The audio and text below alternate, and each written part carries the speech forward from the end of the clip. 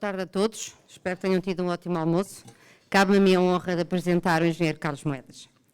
Nasceu em Beja em 1970, tendo-se licenciado em Engenharia Civil pelo Instituto Superior Técnico em 1993. O último ano do seu percurso universitário foi feito na École Nationale des Ponts et Chaussées de Paris. Em 1998 foi para os Estados Unidos da América, onde ingressou na Universidade de Harvard e obteve um Master in Business Administration.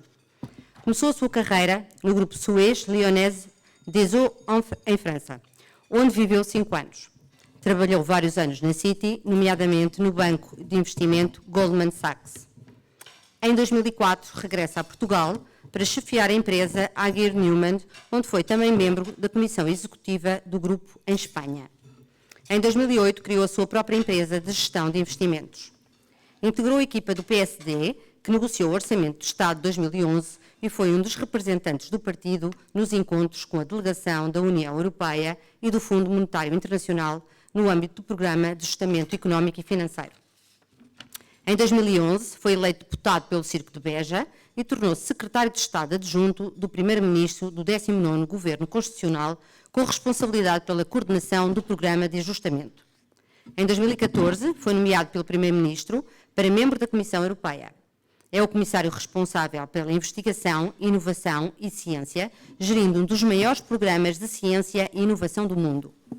Foi o arquiteto da proposta para um futuro programa Horizonte Europa de 100 mil milhões de euros, que entrará em vigor em 2021. É o 5º membro da Comissão Europeia de Nacionalidade Portuguesa desde a entrada de Portugal, em 1986, na então Comunidade Económica Europeia. Foi coautor de várias publicações na área da inovação e ciência, destacando-se o artigo Open Innovation Research Practices and Policies, na prestigiada California Management Review, coassinado com o criador do conceito de Open Innovation, Henry Chesbrough. Em 2014 foi eleito o mais jovem membro da Academia de Engenharia de Portugal. É também membro honorário da Academia de Ciência Africana. Em 2016 recebeu um doutoramento honoris causa em Direito pela Universidade de Cork, na Irlanda, e em 2018 o doutoramento honoris causa da École Supérieure de Commerce de Paris. Em 2019 assumiu as funções de administrador executivo da Fundação Carlos Gulbenkian, tendo deixado o cargo em 2021 para se candidatar à presidência da Câmara de Lisboa. Seja muito bem-vindo, engenheiro Carlos Moedas.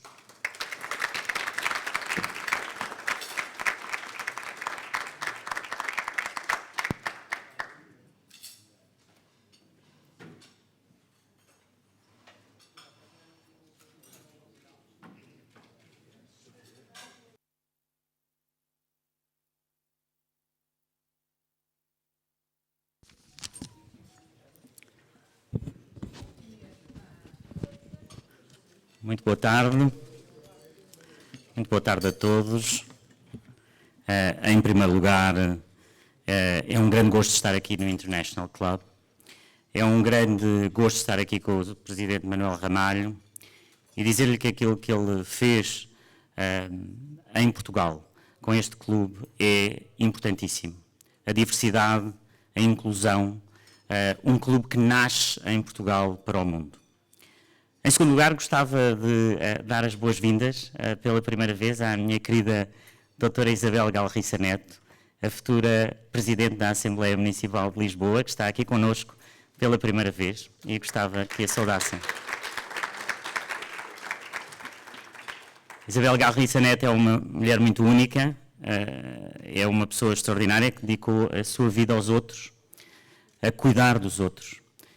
E eu penso que isso é, sem dúvida, uma grande parte daquilo que eu quero para Lisboa. Mas gostava de começar esta intervenção para vos contar um bocadinho o que é esta minha visão que tenho sobre as cidades.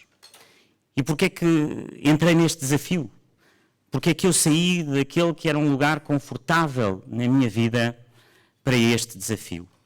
E por isso pensei que primeiro vos contaria essa parte pessoal. A parte pessoal de alguém que, depois de 5 anos fora de Portugal, volta a Lisboa e senti que tinha que fazer alguma coisa pela cidade. Senti que, de certa forma, estávamos adormecidos, amolecidos. Olhei para os meus filhos e pensei que tinha que fazer alguma coisa por eles. para o futuro da nossa sociedade.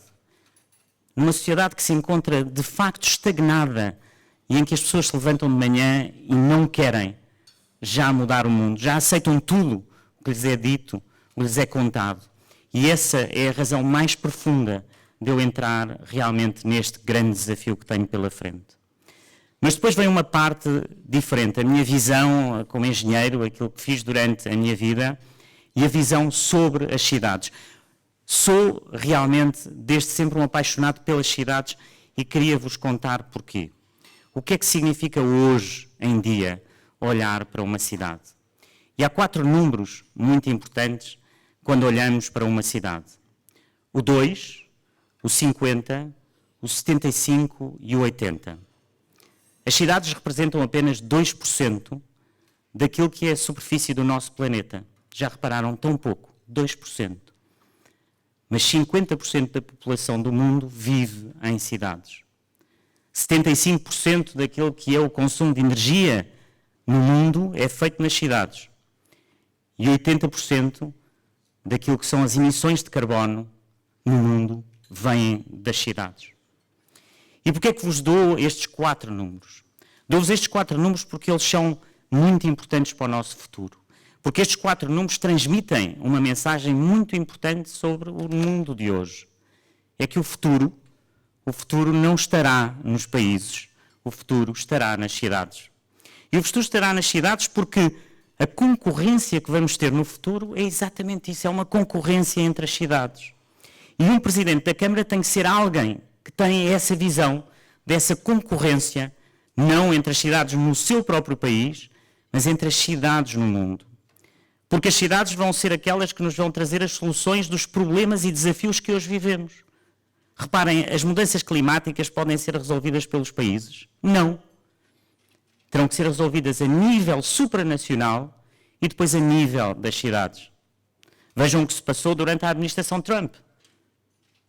Donald Trump quis sair do Acordo de Paris, mas as cidades não quiseram e ficaram no Acordo de Paris. A digitalização não vai ser feita pelos países, vai ser feita pelas cidades. E depois cada vez mais pessoas vêm para as cidades. Acho que não temos bem a noção às vezes do que é o número de pessoas que vivem hoje nas cidades e que vão para as cidades. 3 milhões de pessoas vão todas as semanas para as cidades. E o problema é que se esta é a concorrência, se este é o futuro, se esta é a visão que precisamos para Lisboa, então temos um problema grave. É que Lisboa não está na Liga dos Campeões das Cidades. Não está. Quando olhamos para o empreendedorismo, olhamos para o Web Summit, mas depois olhamos para a realidade. E a realidade é que Lisboa, nos últimos 3 anos, perdeu 35 lugares nos rankings mais importantes do empreendedorismo. Startup Blink 2000, um dos mais importantes. Depois o conhecimento, não é? Eu, desde que saí de Portugal para ir para a Comissão Europeia, voltou, Lisboa perdeu a Universidade Nova de Lisboa, que foi para Carcavelos.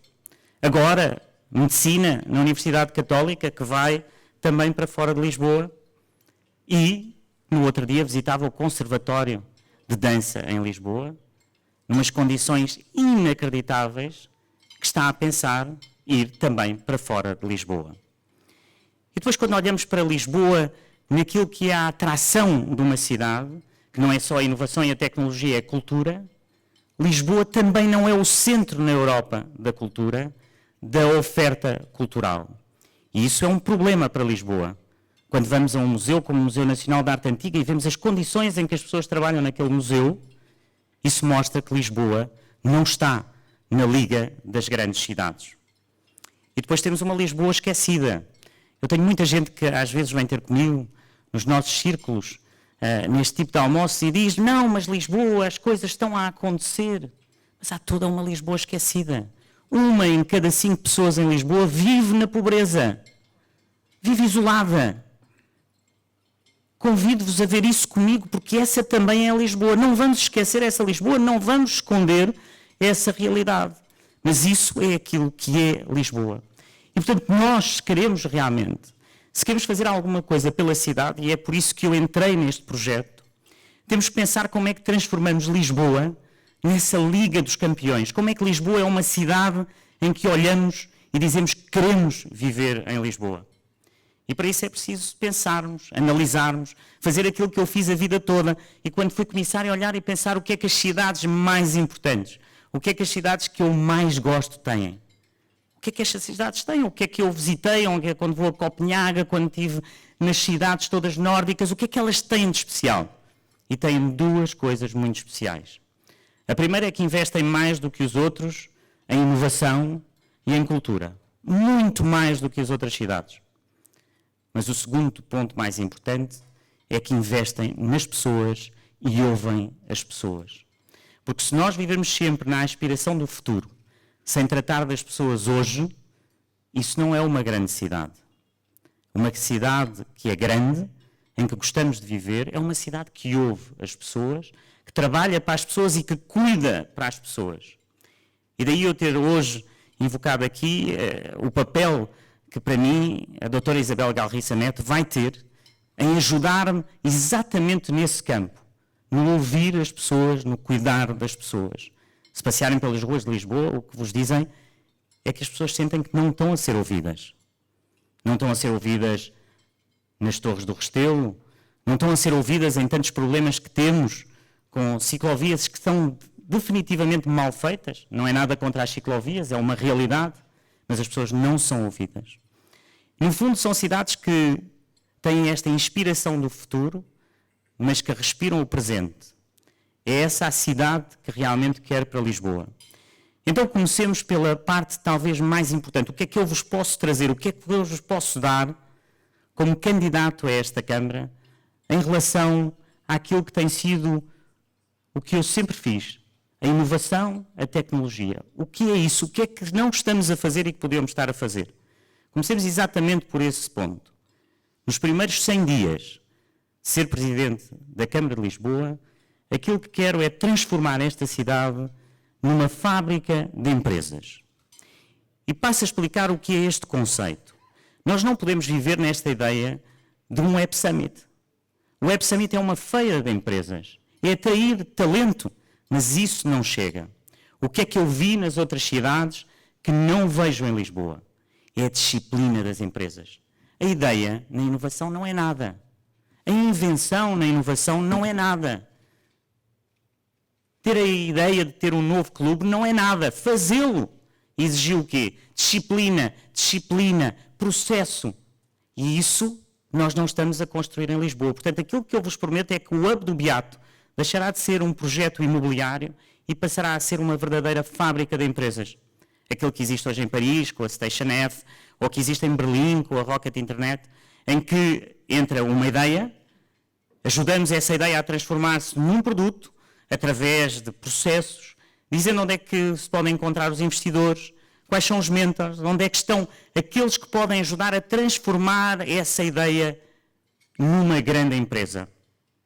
E olho ali para o meu amigo Patrick, presidente do American Club, que tem dedicado a sua vida a isso, não é? Como é que nós ajudamos as empresas a crescerem, não é a ter ideias. E para isso vou, para além de ter a minha equipa de vereadores, ter um alto representante, um comissário para a tecnologia em Portugal, que venha de todo aquilo que é a experiência que ele tem tido, e aqui estou a falar de uma pessoa em concreto que vou anunciar na semana que vem, e por isso digo de Portugal, porque é um português, que me vai ajudar na Câmara Municipal a construir esses processos, essa disciplina. É isso a que eu chamo uma fábrica de empresas, e chamo-lhe fábrica exatamente por isso, porque fazer crescer empresas é isso mesmo. Se não temos startups durante 20 anos, que são sempre startups, têm sempre 4 ou 5 pessoas, não é isso que queremos. E Lisboa pode ser muito mais do que isso. O segundo ponto desta minha visão tem muito a ver com a cultura. E aqui fiz um exercício interessante, que era comparar as cidades mais inovadoras da Europa, ou mesmo do mundo, com as cidades com a maior oferta cultural. E a correlação é de 100%.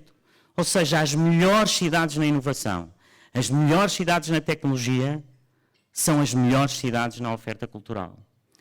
O que é que isto implica numa cidade como Lisboa? O que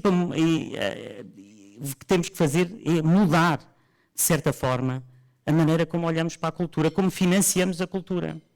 E a primeira coisa que eu quero fazer é trazer a minha experiência da União Europeia no financiamento que a Câmara vai ter, não só na cultura, mas aqui especificamente na cultura, que é o financiamento em que o político não decide. Na Comissão Europeia não é o político que decide qual é a organização que vai ajudar. É toda uma equipa, um júri de pessoas técnicas que vão tomar essa decisão.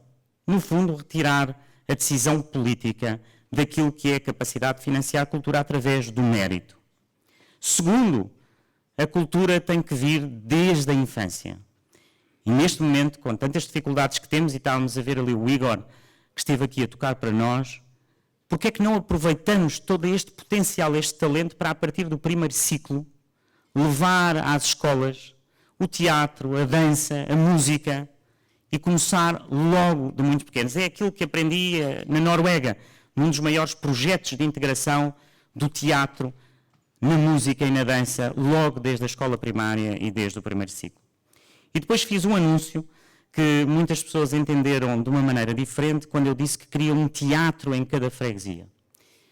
E é óbvio que eu não quero uma companhia de teatro em cada freguesia, não faria sentido.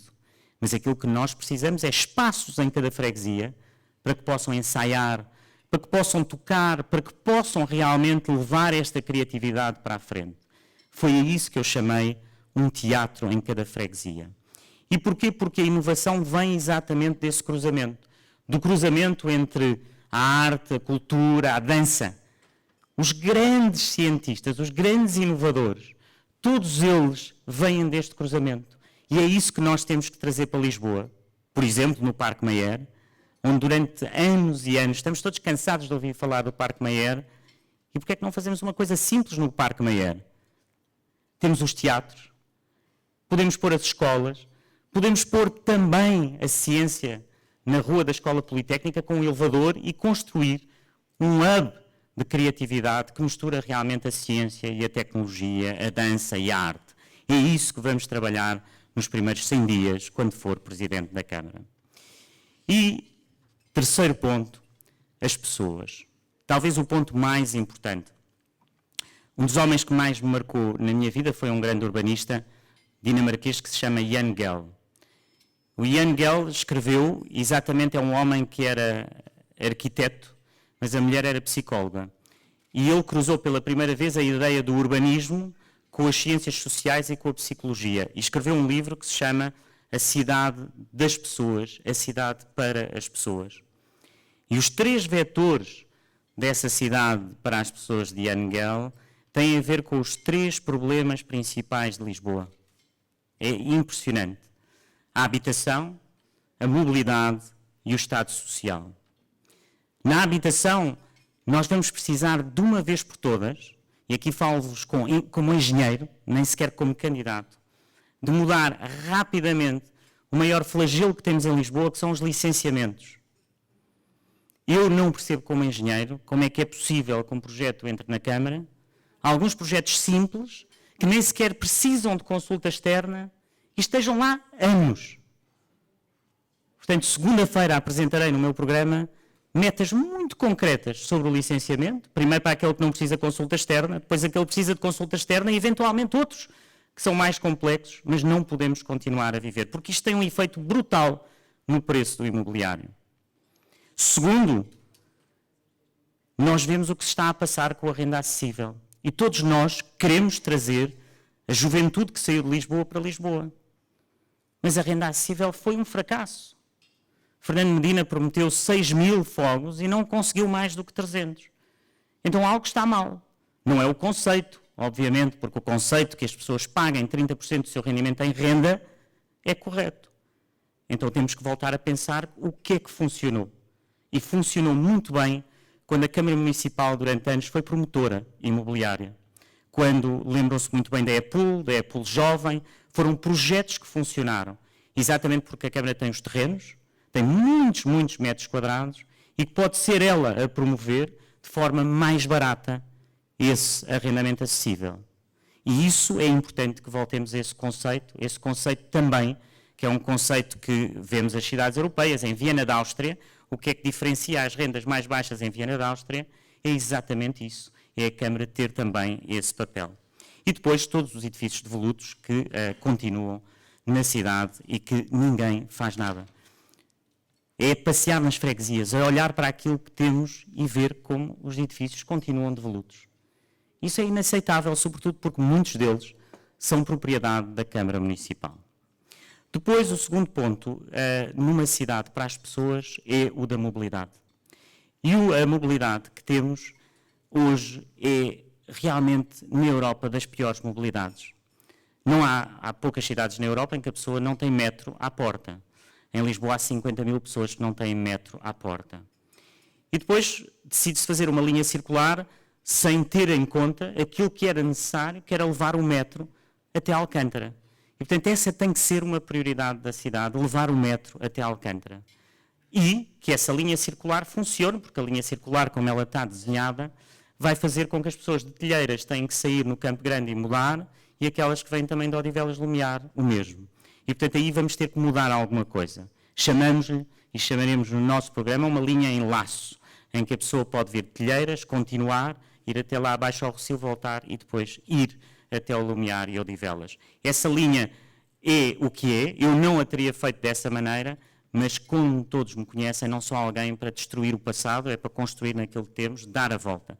E, portanto, o metro vai ter que acontecer e vai ter que ir até Alcântara para podermos ligar, então, depois até Cascais, pela linha de Cascais, e promover essa mobilidade através do metro e a intermodalidade em relação a tudo aquilo que nós vemos hoje, seja o carro elétrico, que temos que promover de maneira inteligente, porque sabemos que daqui a 10 anos é o que vai acontecer, mas precisamos ter essa capacidade de infraestrutura que não temos hoje, desde os postos de carregamento até à capacidade de termos os nossos carros estacionados e termos espaço para os carros estarem estacionados. O que me leva às ciclovias, não é?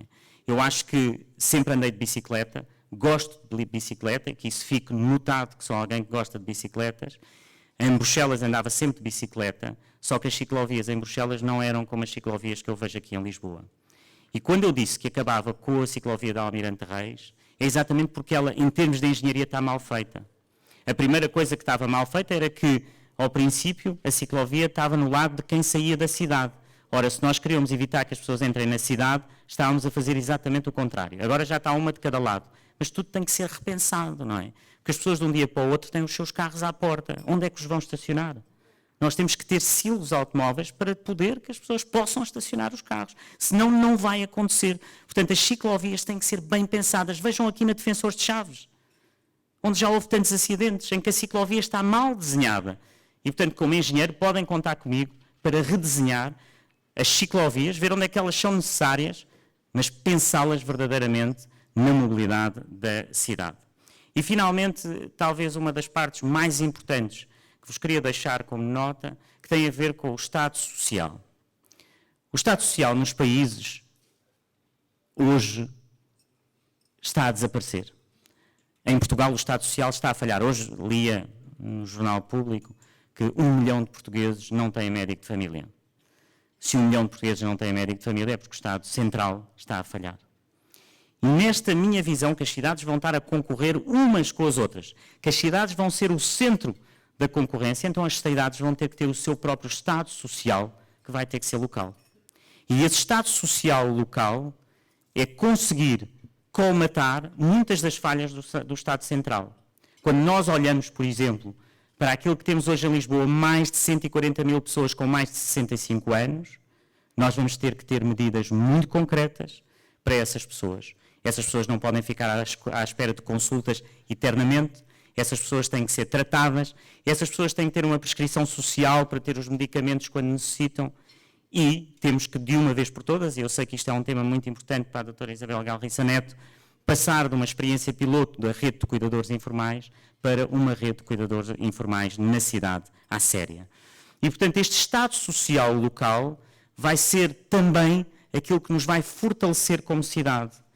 Porque sem este Estado Social local, não vamos conseguir ser esta aspiração que eu quero na cultura ou na inovação. Temos que partir de ajudar as pessoas, dos problemas do dia-a-dia e conseguir trabalhar com elas. Conseguir ter projetos com IPSS em que as pessoas não estão isoladas, projetos como os Amigos Improváveis e tantos outros que tenho visto e visitado aqui na cidade de Lisboa, que hoje não são ajudados pela Câmara Municipal de Lisboa e que não têm essa rede. É isso que eu quero para a cidade. Acabava com uma frase que gosto muito de Jan Gehl, este visionário das cidades, que dizia que para ele numa cidade, primeiro as vidas, depois os espaços e depois os edifícios, e nunca na ordem inversa. Muito obrigado.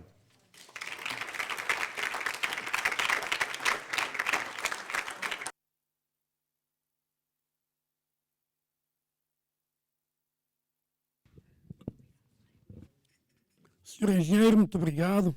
Parabéns pelo seu pragmatismo e também, não me vou referir à qualidade do teor da sua intervenção, por razões de independência, de isenção, de imparcialidade, a que me sinto obrigado enquanto presidente deste clube, mas parabéns também pela sua exemplar e inspiradora capacidade de respeitar os horários, que é uma coisa que neste nosso tão querido país não se usa muito. Há até pessoas que acham que quem não chega atrasado não é importante. Não foi o seu caso, nem na chegada, nem aqui no seu discurso. Pragmatismo também da nossa parte. Vamos avançar, perguntas e respostas até às 15, conforme tive oportunidade de relembrar no início.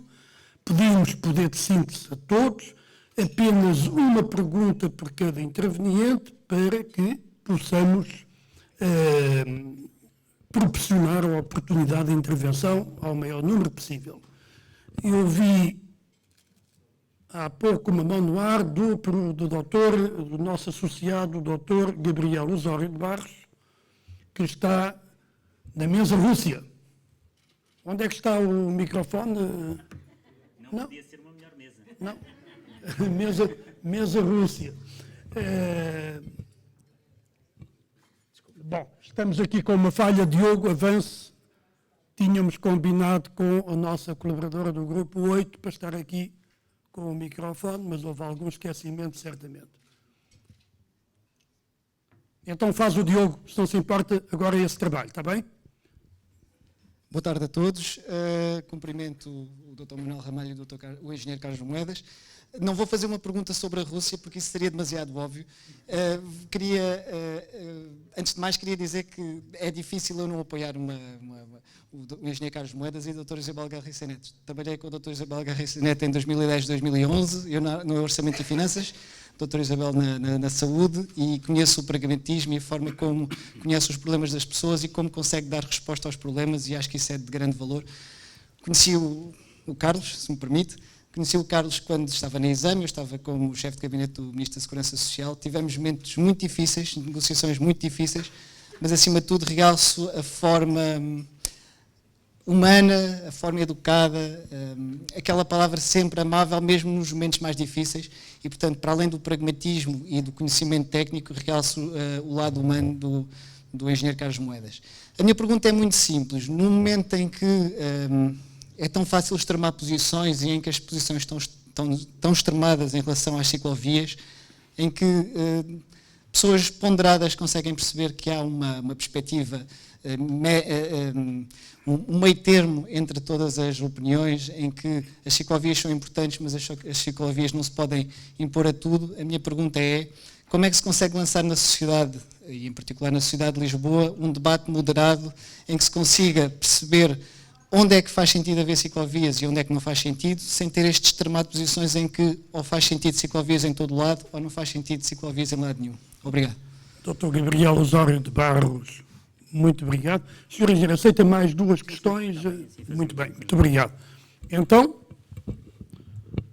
a minha colega doutora Margarida Almeida Santos também quer fazer uma pergunta. Diogo. Então, a Cristina? A Cristina. Eu sou arquiteta e... Nós sabemos. Obrigada. Sou arquiteta e sou apaixonada por Lisboa. E uma das questões que me põe a mim própria é como é que se conseguiria conciliar o turismo, que aconteceu, como toda a gente sabe, nestes últimos anos, de uma forma desenfreada e talvez até parece-me até bastante mal programada, e a necessidade que realmente temos de o ter em Portugal, de o ter na cidade. Portanto, no fundo parece que é um mal necessário, ou será qualquer coisa um bocadinho diferente, e qual é que é, eventualmente, a sua visão sobre isto, porque de facto parece que é uma coisa que precisamos, gostamos, mas depois não queremos. Gostava de saber a sua opinião. Muito obrigado, arquiteta Cristina Santos Silva. Sr. Presidente, posso? É na mesma mesa. Sim. Margarida Almeida Santos, gostava de parabenizar o engenheiro e muito rapidamente, para uma pergunta, é mais um desafio. Não seria mais sensato, em vez de pensar em carros elétricos, que daqui a 7 anos vai ter um problema com as baterias dos mesmos, e pensar em carros de hidrogênio? E já temos as primeiras 3 perguntas, Sr. Engenheiro. Perfeito, muitíssimo obrigado. Então, vou começar, eu não sei se o microfone parece que está a funcionar. Muito bem, muito bem. Então começo aqui pela mesa e vou começar pela Margarida Almeida Santos e agradecer-lhe a apresentação que fez sobre a minha pessoa, com todos os detalhes da minha vida, e agradecer-lhe muito isso. Em relação aos carros elétricos, o motor elétrico ele pode funcionar com bateria ou hidrogênio, e portanto eu espero que a tecnologia realmente consiga desenvolver a um preço que seja possível para os utentes, porque hoje aquilo que se passa é que as pessoas não compram os carros elétricos, não só porque muitos deles não têm ainda a capacidade, mas também pelo preço. E aquilo que a inovação e a tecnologia nos pode trazer é essa baixa de preços no motor elétrico. E esse motor elétrico depois pode ser realmente com bateria ou a hidrogênio. A hidrogênio eu penso que ainda temos alguns anos e por isso vamos ter que ter sempre soluções variadas.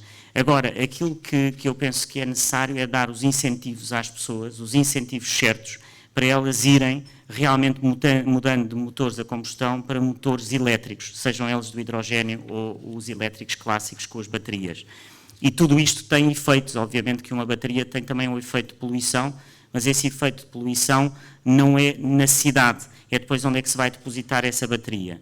E aquilo que nós hoje estamos a viver, e se virem nas grandes cidades o que está a acontecer, é a poluição do dia-a-dia, causando doenças respiratórias muito graves. E, portanto, as cidades têm que realmente diminuir essa pegada de carbono. Agora, a minha diferença, ou a diferença que eu tenho em relação a Fernando Medina nesta matéria, é que eu quero encontrar estas soluções com as pessoas, não as quero impor.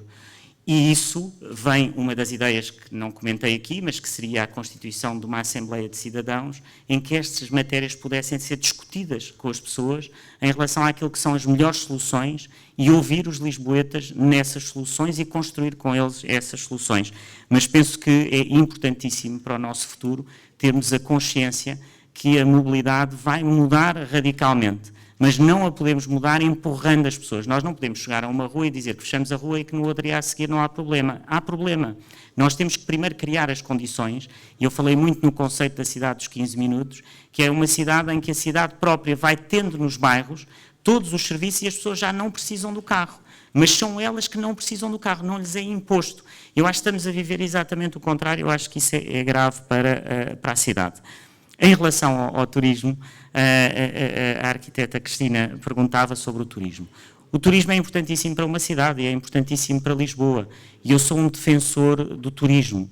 Aquilo que se viu foi que, porque Lisboa só dependia do turismo, nós vimos o que isso nos está a custar. Ou seja, um presidente da Câmara deve ser alguém que está a diversificar a malha setorial, em que o turismo tem o seu papel, mas depois temos que ter esta fábrica de empresas da inovação, temos que ter a cultura e temos que ter muitos outros setores na cidade de Lisboa. E aquilo que eu vejo no turismo é que temos uma oportunidade agora única de olhar para o turismo e pensar como é que nós vamos fazer que este turismo seja de maior qualidade.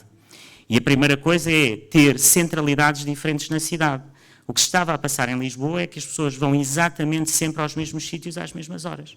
Se essas centralidades se forem modificando, nós criarmos essas centralidades, nós podemos ter um turismo diferente e podemos pôr o turismo a trabalhar para os lisboetas, que esse era o ponto que eu queria dizer, que é as cidades com grande turismo, o turismo é um rendimento para limpar as ruas, para ter tudo impecável, e eu não vejo isso em Lisboa. não vejo o turismo, porque as pessoas gostam do turismo, se virem que desse turismo os próprios, os residentes, sentem que recebem alguma coisa. E aquilo que é mais importante é a limpeza, a segurança, em que o turismo também devia estar a contribuir. Depois, obviamente, o meu querido Gabriel, que já não via há muito tempo, sobre as ciclovias. O pior que pode acontecer neste debate é exatamente o que está a acontecer e o que esta Câmara está a fazer, que é tornar este debate ideológico. E quando nós começamos em debates ideológicos, a partir daí é assim, eu ponho o meu argumento, mas a pessoa que está ali, que já está do outro lado, já não ouve. Já não ouve o argumento, porque é ideológico. E aquilo que eu queria tirar era a ideologia das ciclovias. E tirar a ideologia das ciclovias é pensar nas ciclovias como um engenheiro. E um engenheiro, quando olha para a ciclovia da Almirante Reis, diz assim, está mal feito. É acabar. Vamos ter que repensar como é que a Almirante Reis, como via, pode ou não ter uma ciclovia e onde é que vamos estacionar os carros. E a partir daí, redesenhar as ciclovias em Lisboa. Mas não é contra as ciclovias, é contra aquelas que estão realmente mal desenhadas. E, portanto, é nesse aspecto que eu vou trabalhar. Felizmente ainda temos mais uns 25 minutos e temos na mesa UK, eu não a tinha visto há bocado e agora nem reconheci, Maria Augusta Montes. Não dei pela sua entrada. Aquela minha querida amiga de há décadas, doutora Margarida Augusta Montes. Senhor Engenheiro, para ser breve, gostava de saber qual é a sua ambição política ao candidatar-se a Presidente da Câmara. E isto não é uma pergunta desonesta, a questão é que nós lisboetas estamos habituados que a Câmara de Lisboa seja apenas ponto de passagem para outras lides políticas e, portanto, estamos completamente órfãos de Presidente da Câmara há muitas décadas. Que eu me lembro, e já sou velha, Presidente, acho que foi só, que eu conheci foi só o Engenheiro Cruz Abcacis. A partir daí, isto é um apiadeiro para outras paragens. Portanto, gostava de saber, muito honestamente e muito francamente, se isto também é um apiadeiro para o Sr. Engenheiro.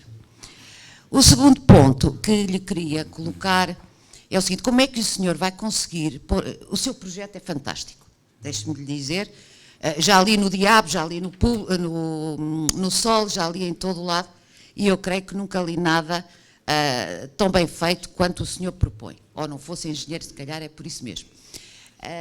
Mas não nos explicou ainda como é que vai pôr quase 10 mil pessoas a trabalhar. O senhor sabe que a Câmara de Lisboa não funciona, que é de uma incompetência a toda a prova, o senhor referiu e muito bem, qualquer coisa que se meta numa Câmara, metem na gaveta por 6 meses, depois só com muita dificuldade tiram da gaveta ao fim de 6 meses ou de 7 meses ou 8 meses, e isto para não falar, se quer dizer, se forem coisas pequenas como referiu, porque se forem coisas grandes, obviamente tem o seu percurso económico, que nós todos conhecemos e sabemos.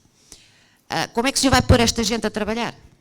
Que a mentalidade instalada é a minha importância mede-se pelo grau de dificuldade que eu consigo fazer às pessoas. Portanto, nós vivemos, de facto, a Câmara não é um aliado do cidadão ou do município, a Câmara é o inimigo número 1. E terceiro ponto... Doutora Maria Augusta Montes, tem que abreviar, por favor. Já vai, tenha calma. É só mais uma. Você calma, continua... E gosto muito de si, como sabe. Manel, você continua chato. Bom, vamos à terceira. Se falou de muita coisa, dos pobrezinhos, dos desgraçadinhos, dos velhinhos. Eu sou velhinha e fiquei muito contente porque eu tenho... Não digo, pronto. Portanto, já sou uma senhora de idade. Eu vou ser super apoiada. Vai ser ótimo. Mas esqueceu-se de uma coisa importante e que nós gostaríamos de saber. O que é que pensa em relação ao comércio, aos serviços, às pequenas indústrias da cidade de Lisboa, que vivem com a maior das dificuldades, sob a tirania de umas juntas de freguesia geridas por gente que nem vale a pena falar, e por uma Câmara também gerida, que nos gera anedoticamente. Tenho exemplos de coisas fabulosas. Portanto, esta é a última, não vou chatear mais, porque senão o Manuel Ramalho mata. Obrigada, Sr. Engenheiro. Bom, depois desta prolongada intervenção, passamos a palavra para a Mesa Japão, Diogo, Peço desculpa, não me estou a lembrar do seu nome. Eu já sou mais velho que a doutora Maria Augusta Monte, sabe? Luísa Eu só tenho Palma. mais. Meu nome é Luísa Palma. Já não nos Exatamente. vemos há algum Peço tempo. desculpa, Não exatamente. faz mal, não faz mal. Agora, Bom, antes de mais,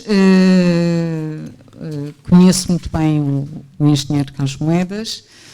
Tenho apenas uma questão que é muito simples e, na verdade, tem a ver com a materialização daquilo que nós podemos conhecer como políticas fiscais para a cidade de Lisboa.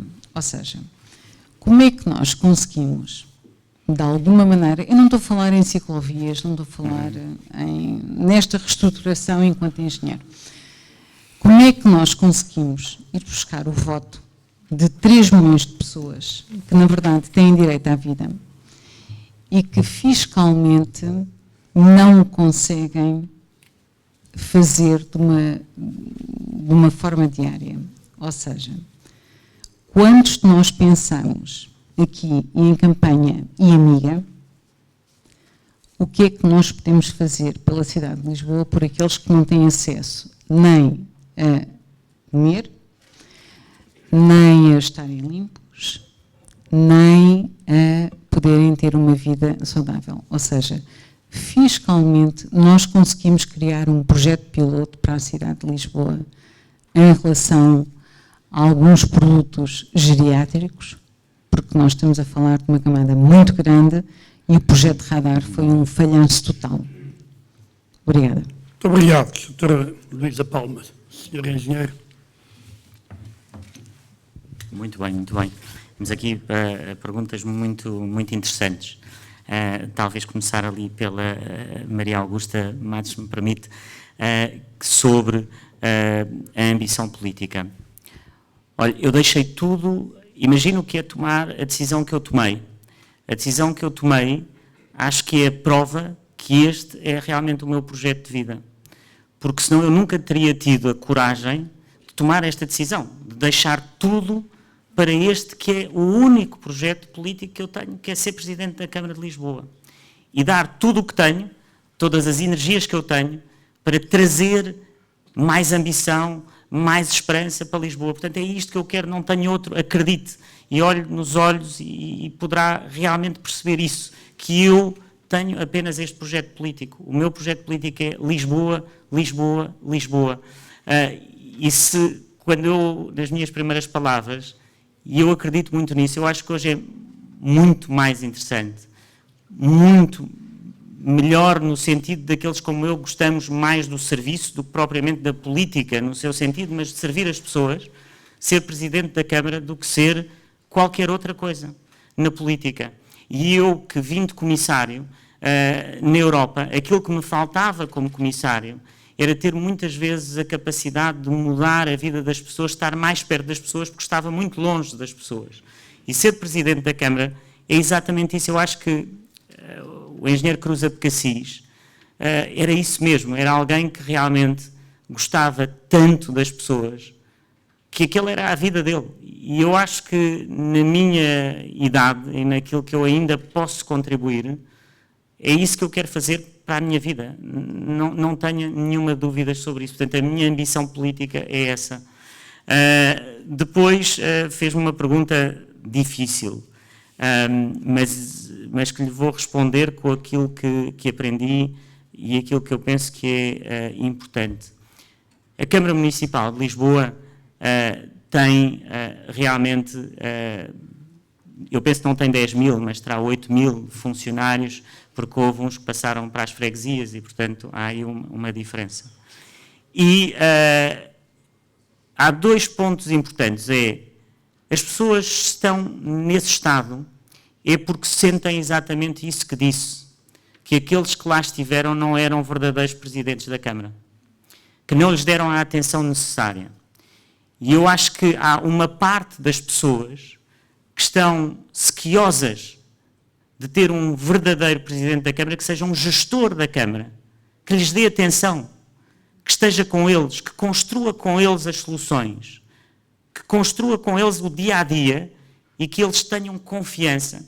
Eu, quando falei sobre o caso que se passou há pouco na Câmara Municipal de Lisboa, sobre os dados, talvez um dos pontos mais importantes para mim é que um político deve ser alguém que está sempre, e era o que eu fazia na Comissão Europeia, era dizer, todas as pessoas que trabalham comigo e que são técnicos têm uma segurança, é que eu assumirei sempre as culpas, eu assumirei sempre aquilo que está mal.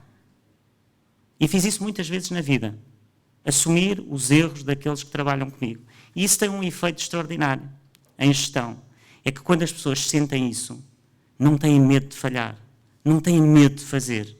E ao não terem medo de falhar e de não ter medo de fazer, pensam. E sentem-se libertas para pensar e tomar essas decisões. E, portanto, raramente isso aconteceu. Porque eu dava essa liberdade às pessoas. Eu acho que há uma parte pura e dura deste projeto que é gestão, não é política. E isso vai ser, para mim, importantíssimo no projeto da Câmara. Depois, há toda uma reorganização a pensar para que as pessoas na Câmara Municipal falem entre os serviços. A Câmara Municipal cristalizou-se em silos verticais em que ninguém fala com ninguém. E, portanto, isso faz com que as coisas não funcionem. O papel entra numa secção, é perdido, não vai para a outra, uns não falam uns com os outros. E, portanto, tenho um projeto de conseguir fazer essas ligações desde o primeiro dia entre os vários serviços e vou fazê-lo de uma maneira metódica e de gestão. Depois tocou também num ponto essencial que me permite talvez avançar o que vou lançar na segunda-feira em relação ao meu programa, que é um programa exatamente para o comércio, para os serviços, para as pequenas e médias empresas, a que vou chamar Recuperar Mais. E a Recuperar Mais porque aquilo que nós precisamos num momento como este da pandemia, é, de uma certa maneira, poder ajudar o comércio e os serviços, mas, por outro, também ajudá-los sem burocracia e de maneira rápida.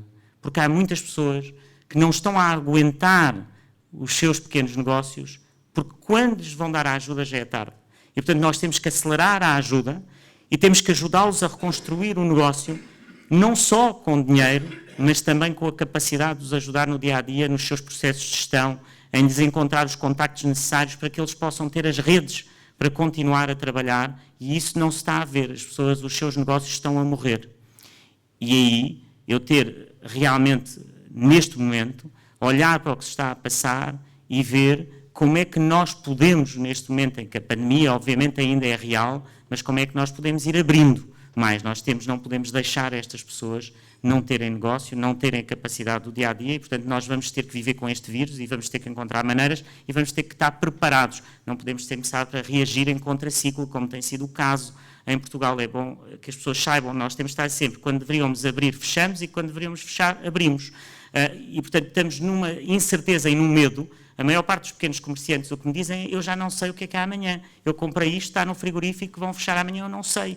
Essa incerteza. E isso tem que acabar a nível local e também deveria acabar a nível nacional. Depois, a minha querida Luísa pergunta sobre dois pontos aqui que eu penso que não sei se a pergunta ia para os dois pontos. Um era a parte fiscal. Eu acho que uma das funções de um Presidente da Câmara é realmente ter a capacidade de dizer que as pessoas hoje já pagam em fiscalidade algo que é insuportável, em tudo o que fazem.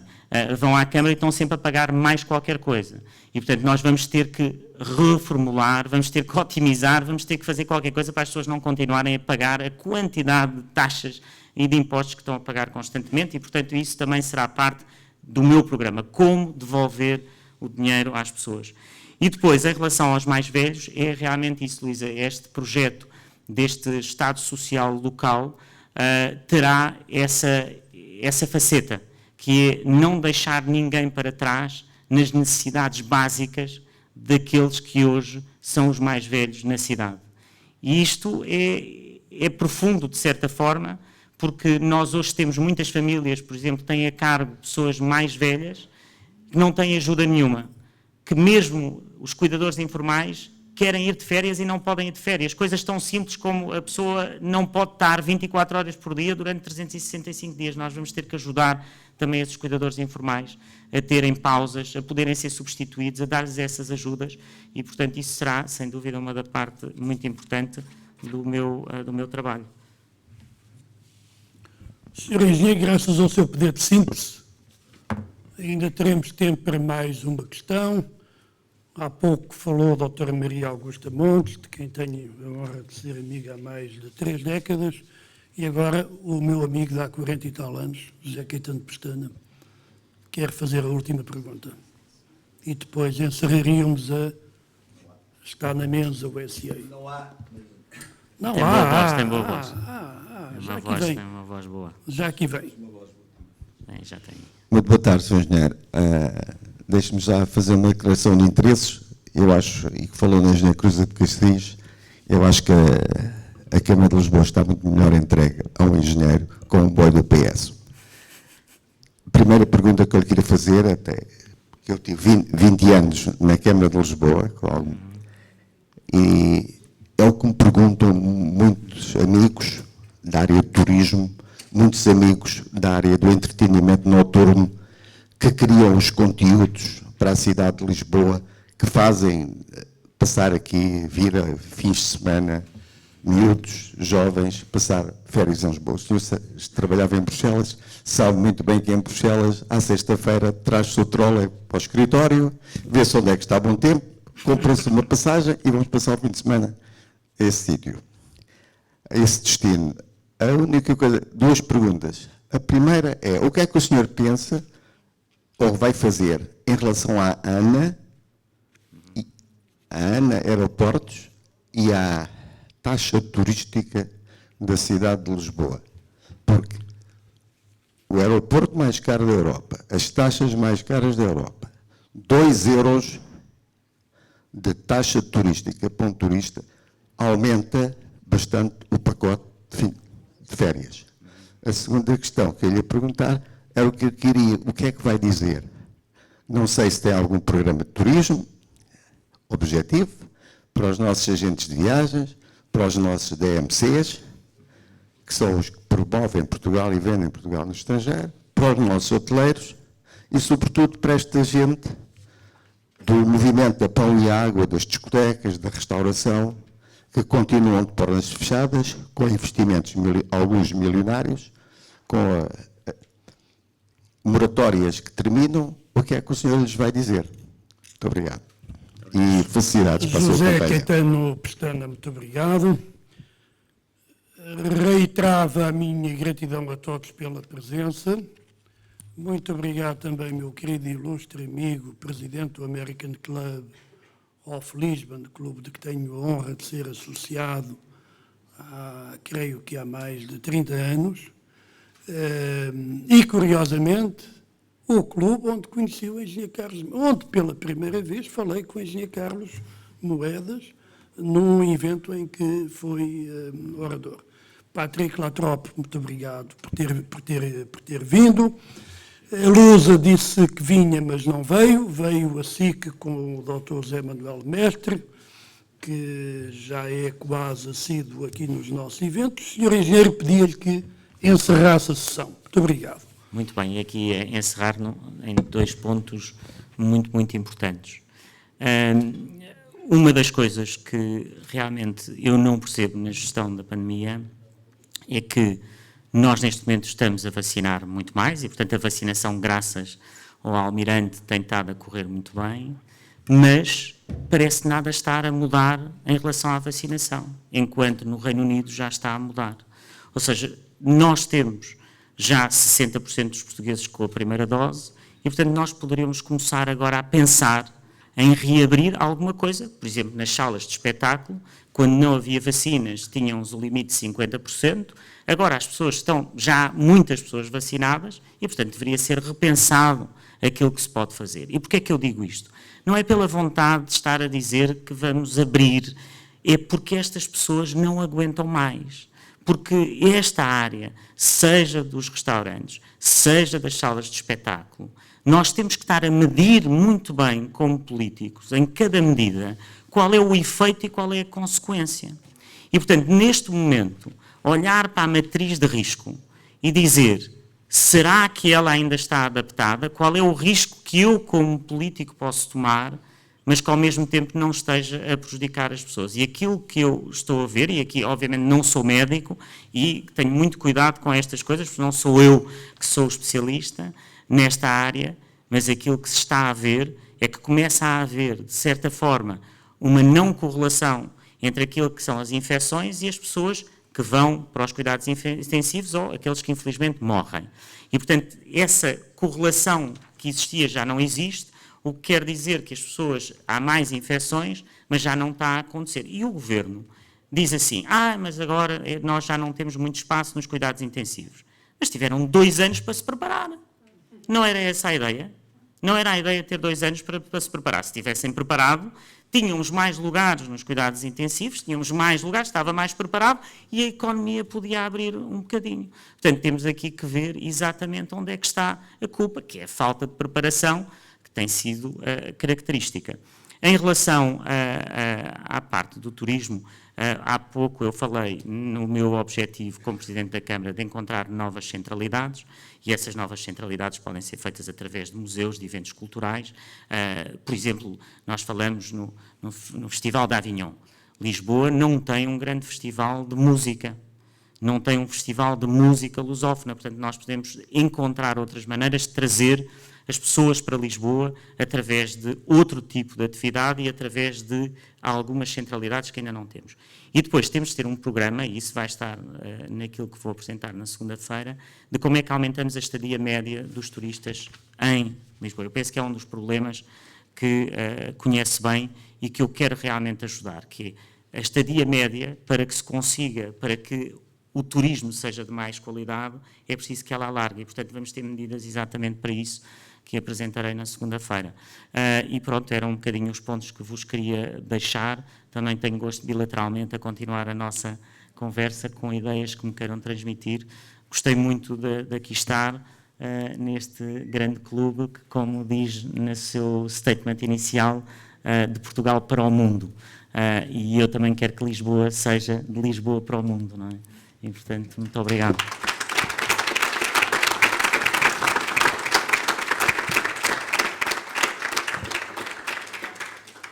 Meus senhores, nas vossas cadeiras estava uma folha igual a esta. Nesta folha anunciamos todos os eventos cujas datas já estão confirmadas até outubro. Teremos mais, um deles, por exemplo, com o Almirante Gouveia Belo, mas a data ainda não está acertada. Outro será com o Sr.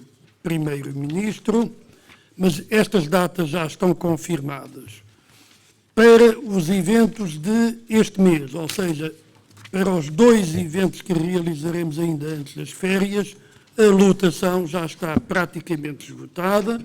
Se algum de vós desejar participar, se ainda não estiver inscrito, recomendamos que o façam com brevidade. Dia 15 é o Dr. Rui Rio, será o Dr. Rui Rio, que já aqui foi orador várias vezes no passado, e também, no dia 21, o Dr. Fernando Medina, que já foi nosso orador 3 vezes no passado. O engenheiro Carlos Moedas foi a primeira vez hoje, mas esperemos que daqui a alguns anos possamos recordar este dia como o dia da sua primeira vinda ao nosso clube enquanto orador, a sua primeira, mas a primeira de muitas, ou com o boné de Presidente de Câmara, ou Presidente do Sporting Clube de Portugal, não sei se tenciona candidatar-se, ou um outro, mas sei que continuará a fazer um percurso exemplar, brilhante, como fez até agora, e que nós muito admiramos e muito apreciamos. Sabemos do que fez pelo prestígio do nosso país enquanto Comissário Europeu. Portanto, temos a certeza, não sei se como Presidente da Câmara, mas temos a certeza, Sr. Engenheiro, que voltará a ser nosso orador. Vou acompanhá-lo à saída, como sempre faço com todos os nossos convidados de honra. Para quem vier no dia 15, até dia 15. Para quem não vier no dia 15, até um dia destes. Muito obrigado.